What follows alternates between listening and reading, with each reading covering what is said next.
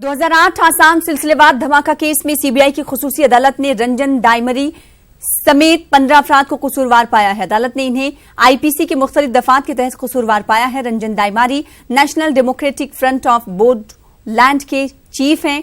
अदालत सजा का तयन 30 जनवरी को करेगी। इन धमाकों में 88 अफराद हलाक हुए थे।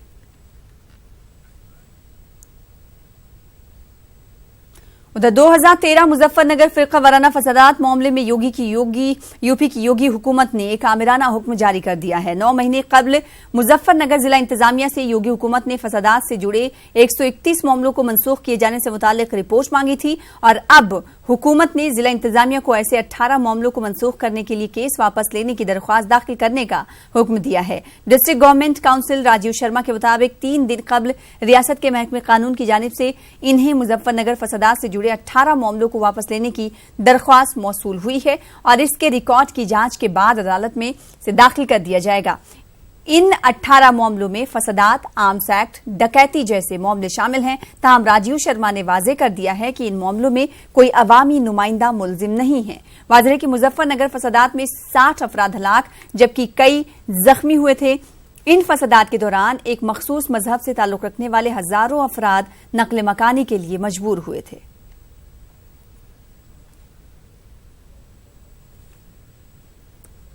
2 से 3 मरतबा मुजफ्फरनगर फसाद मुतासरीन के कैंपों का दौरा कर चुके MU leader MU old boys association के साबिक सदर इरशाद अहमद ने योगी हुकूमत के जरिए फसाद के मुलजमीन पर से मामला हटाने के फैसले की मजम्मत की है।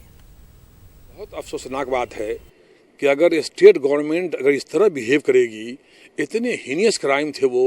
2013 में हम वहां गए थे, 50,000 से ज्यादा लोग डिफरेंट कैंप्स में थे और उन लोगों के बयानात मौजूद हैं, हमारे पास रिकॉर्डेड बयान है। हम इसका लॉ लीगल एक्शन देखेंगे और सुप्रीम कोर्ट जाएंगे इसके खिलाफ, क्योंकि ऐसे राइटिंग, रेप्स और जो जितने हीनियस क्राइम्स है, ऐसे कैसे स्टेट गवर्नमेंट विड्रॉ कर सकती है केसेस।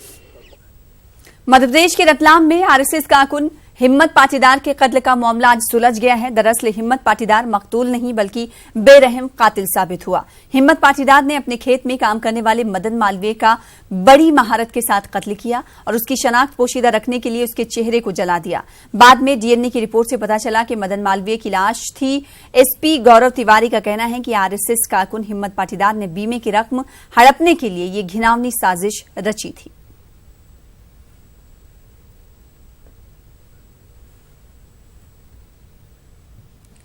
आज के तरक्की याफ्ता दौर में भी समाज का बड़ा तबका तोहम परस्ती का शिकार है। ऐसा एक मामला देवबंद में सामने आया है। देवबंद के पठानपुरा इलाके के मदरसा जामिया अलहामिया लिलबनात में पढ़ने वाली तालिबा ने मदरसा मुंतजिमीन और असातिज़ा पर मारपीट करने और गैर इंसानी बर्ताव करने का इल्जाम लगाया है। गुज़श्ता 4 माह से मदरसा जामिया अलहामिया लिलबनात में ये तालिबा ज़ेरे तालीम थी। तालिबा के मुताबिक आसेबी असरात के शक में मदरसा मुंतजिमीन और असातिज़ा ने इसके साथ न सिर्फ मारपीट की बल्कि जानवरों जैसा बर्ताव किया है। तालिबा की वालिदा का कहना है कि गुज़श्ता रात उनकी बेटी की हालत बिगड़ने की जानकारी हासिल होने के बाद उन्होंने तालिबा को अस्पताल में भर्ती कराया और पुलिस में शिकायत दर्ज कराई। मगरिब की नमाज पढ़ के ऊपर गई थी, मुझे ऐसा लगा मुझे किसी ने धक्का सा दिया। मेरी गर्दन पे जोर से हुआ और मैं पेट में कोई गुदगुदी उठा रहा तो मैं हंसने लगी। इतने में सब बच्चे इकट्ठा हो गए। उसके बाद उन्होंने कहा तू ड्रामा कर रही। उन्होंने मेरे आते सार मुंह पे एकदम पूरी खिंचा के मारा अर्शी भाई ने। फिर रूही बाजी ने पकड़ा तो अर्शी भाई ने मारा। फिर अर्शी भाई ने पकड़ा तो रूही बाजी ने मारा। फिर जिनका मदरसा खुर्शीद आपा, उनके पास फोन करा तो हेड को यूं कह रही तू बीमारी से, और रात से खाना पीना सब बंद।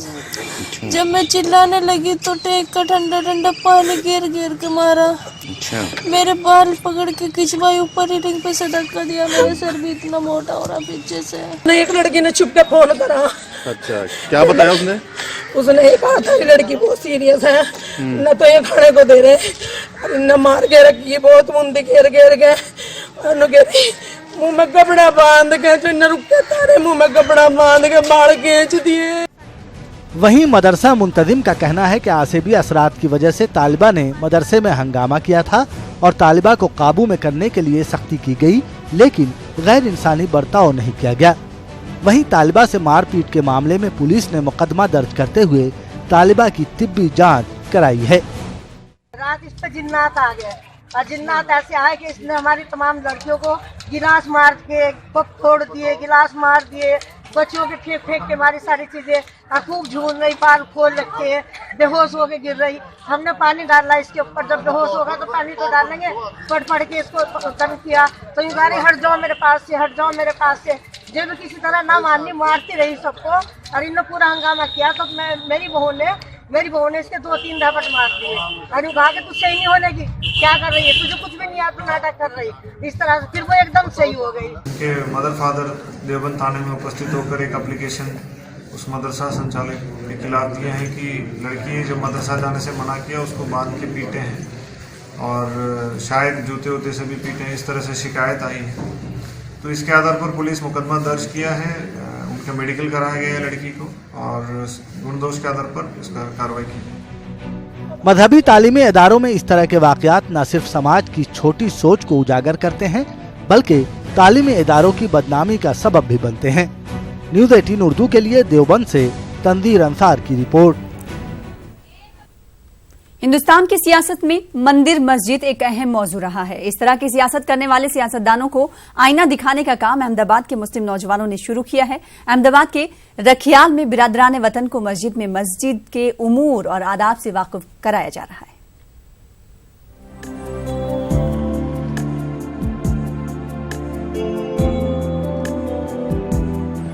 अहमदाबाद के रखियाल इलाके में मौजूद मस्जिद उमर बिन खत्ताब में बिरादरान वतन के लिए खुसूसी आओ मस्जिद की मुलाकात लो के उन्वान से एक प्रोग्राम का एहतमाम किया गया। इसका मकसद मसाजिद और इस्लाम से मुताल्लिक झूठे प्रोपेगेंडे का पर्दाफाश करना है। बिरादरान वतन ने अपने मुस्लिम भाइयों की इस दावत को कबूल भी किया और मस्जिद में वजू से लेकर नमाज की अदायगी तक के अमल का बगौर मुशाहिदा किया। बिरादरान वतन ने मुस्लिम नौजवानों की इस पहल की दिल खोलकर सताइश की।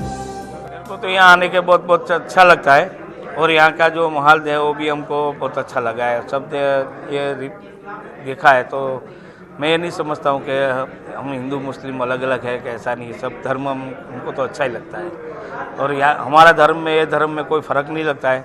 ये लोग नमाज पढ़ते हैं ना, हम लोग हाथ जोड़ते हैं। यहाँ पे आने के बाद जैसे जिस तरह से इनकी हॉस्पिटैलिटी है, बात करने का तरीका, वो चीज़ देख के मैं और फैसिनेट हो गया कि नहीं, ये जो एक पर्टिकुलर धर्म है ना, ये मतलब सबसे इसलिए अलग है क्योंकि इसमें जो चीज़ें बाहर दिखाई जा रही है वो अलग है और जो इसकी रियलिटी है वो अलग है। लोगों को ये मिसअंडरस्टैंडिंग है कि मस्जिद में सिर्फ मुसलमान ही जा सकते हैं। इस मिथ को पहले हमने किल करने के लिए हम देखेंगे अल्लाह के रसूल सल्लल्लाहु अलैहि वसल्लम के ज़माने में भी खुद यहूदी ईसाई भी अल्लाह के रसूल से मिलने आते थे, मस्जिदों में मिलते थे।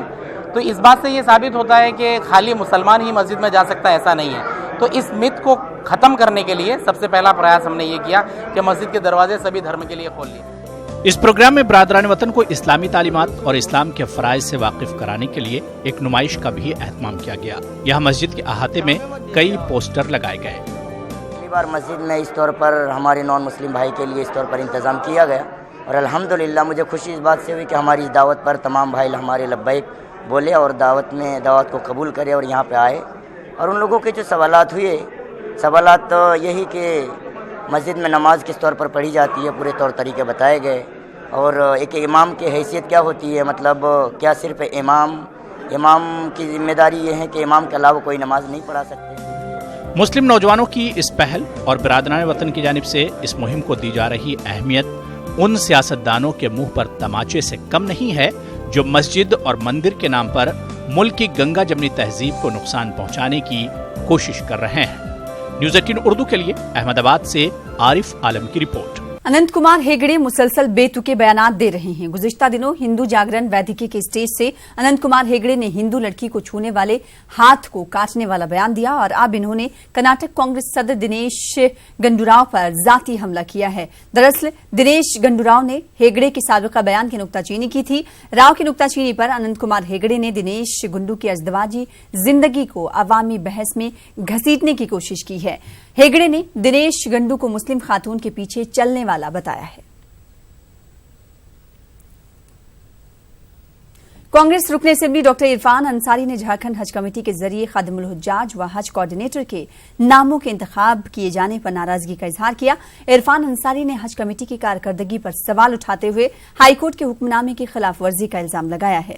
वाज़ेह है कि 13 दिसंबर को झारखंड हाईकोर्ट ने हज कमेटी की तश्कील में जवाबित की खिलाफ वर्जी को दुरुस्त करार देते हुए कमेटी को असर-ए-नौ तश्कील देने का हुक्म दिया था। बावजूद इसके रिजवान खान हज कमेटी के चेयरमैन के ओहदे पर फायज हैं और हज के ताल्लुक से फैसले ले रहे हैं। ताहम इस मामले में वजीर शहरी तरक्यात सीपी सिंह ने इस ताल्लुक से जल्द ही कदम उठाने की यकीन दहानी कराई है। वहीं वजीर फलाह डॉक्टर लुइस मरांडी ने हज कमेटी के जरिए फैसला लिए जाने पर लाइल्मी का इजहार किया है। संविधानिक है, मैंने कहा जब कोर्ट का बात आप नहीं मानेगा, अब कैसे चला रहे हैं कमेटी, कैसे आप नियम पास कर रहे हैं, कैसे आदेश आप दे रहे हैं, तो ये गैर कानूनी है। निश्चित तौर पर कोर्ट ऑफ कंडक्ट का मामला ऐसे लोगों पर बनता है। इसको हम लोग सदन में भी लाने जा रहे हैं और मैं कहूँगा कि जो कोर्ट का जो आदेश है सब लोगों को मानना चाहिए। देखिए, माननीय उच्च न्यायालय द्वारा हज कमेटी के ऊपर जो भी न्याय निर्णय दिया है, सरकार उस न्याय निर्णय का समादर करते हुए और उसी के अनुरूप जो निर्देश और न्याय दिए गए हैं उसी के अनुसार कार्रवाई करेगी और इस दिशा में सरकार काम कर भी रही है। पुराने कमेटी डिसीजन ले रही है, ये मेरे संज्ञान में अभी नहीं है, आपके माध्यम से मेरे संज्ञान में आया है। जहाँ तक कोर्ट का आदेश है नई हज कमेटी फॉर्म करने का, वो अंडर प्रोसेस है, वो बहुत जल्दी। मरकजी वजीर मुख्तार अब्बास नकवी ने हज 2019 की तैयारियों का मुंबई हज हाउस में जायजा लिया। नकवी ने कहा कि सफरे हज पर जाने वाले आजमीन हज की खिदमत के लिए 700 अफराद को तरबियत दी जाएगी। इन्होंने बताया कि हज के लिए GST 18% से कम करके 5% किया गया है। मुख्तार अब्बास नकवी ने उम्मीद जताई कि इस मर्तबा आजमीन हज की तादाद गुज़िश्ता साल से जायद होगी। सफरे हज से वतन वापसी के दौरान हुज्जाज कराम अपने साथ आबे जमजम लेकर आते हैं। इस बात से हर कोई वाकिफ है कि मुसलमानों में आबे जमजम खास अहमियत का हामिल है, लेकिन सऊदी हुकूमत की जानिब से हुज्जाज कराम के लिए आबे जमजम की मकदार कम किए जाने से मुसलमानों में नाराजगी देखी जा रही है। पहले फी हाजी 10 लीटर आबे जमजम वतन लाने की इजाजत थी, लेकिन अब सिर्फ 5 लीटर आबे जमजम लाने की इजाजत दी जा रही है। ऐसे में राजस्थान के आजमीन और मुस्लिम समाजी तंजीमों ने हुकूमत हिंद से सऊदी हुकूमत पर दबाव बनाने का मुतालबा किया है। आजमीन के मुताबिक वतन लाए जाने वाले आबे जमजम की मकदार को दोबारा 10 लीटर किया जाना चाहिए ताकि आबे जमजम ज्यादा से ज्यादा लोगों में तकसीम किया जा सके। जो हाजी जो आते थे वो 10 लीटर जमजम लेकर के आते थे। एक हाजी को 10 लीटर जमजम लाने की परमिशन थी और उसमें वो घर में भी रखते थे, मेहमानों को भी बांटते थे, किस तरह करते थे मैनेज। वो अभी 5 लीटर जमजम के अंदर वो पूरी नहीं हो पाती है। ये 5 लीटर जमजम मेरे ख्याल से 4 से 5 साल होगा इसको चलते हुए, तो ये गलत है। मेरे ख्याल से इसको 10 लीटर जमजम करना चाहिए। 10 लीटर तो होना चाहिए हाजी के लिए, क्योंकि वो यहाँ पर आने के बाद लोग इसको एक तबर्रुक के तौर पर इस्तेमाल करते हैं और अपने घरों में भी रखते हैं। जिस निस्बत से आदमी पीता है, तो अगर आदमी की कोई बीमारी है तो बीमारी अल्लाह पाक शिफा देता है, या अगर कोई आदमी के कारोबार की है जो अल्लाहुम्मा इन्नी असअलुका मिन फज़लिक, अल्लाहुम्मा इन्नी असअलुका मिन फज़लिक जैसे इस तरीके से अगर कह के पिएगा तो इससे बड़ा फ़ायदा होगा। जिस तरीके से इंडिया के अंदर गंगा जल को माना जाता है, तो इस तरीके से पूरी दुनिया के अंदर आबे जमजम को माना जाता है। उसकी तादाद बढ़नी चाहिए। वो 10 लीटर का पहले कैन आया करता था, तो 10 लीटर ही उसको देना चाहिए। ये 5 लीटर बंद होना चाहिए। जितने भी रिश्ते अजीज़ व अकारीब होते हैं सबको बांटा जाता है, लेकिन हमारी हज कमेटी बिल्कुल आंखें मूंदे हुए बैठी हुई है और कुछ करती नहीं है। 3 साल से हाजियों में बहुत परेशानी हो रही है। 5-5 लीटर मिलता है, 10-10 लीटर मिलना चाहिए।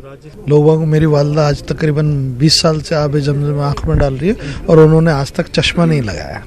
75 साल की उम्र हो गई माशाल्लाह, और आज भी ओरिजिनल आबे जमजम डालते हैं। उससे बहुत शिफा है, बीमार पीता है उससे भी शहतयाब होता है।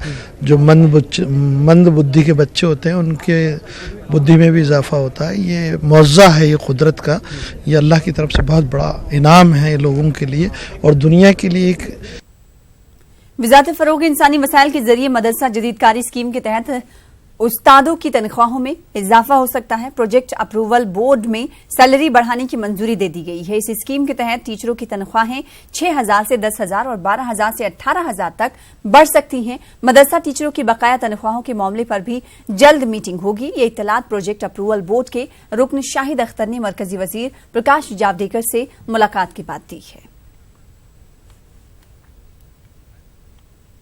और अब आखिर में देखिए बेसाख्ता और मुझे दीजिए इजाजत। आदाब।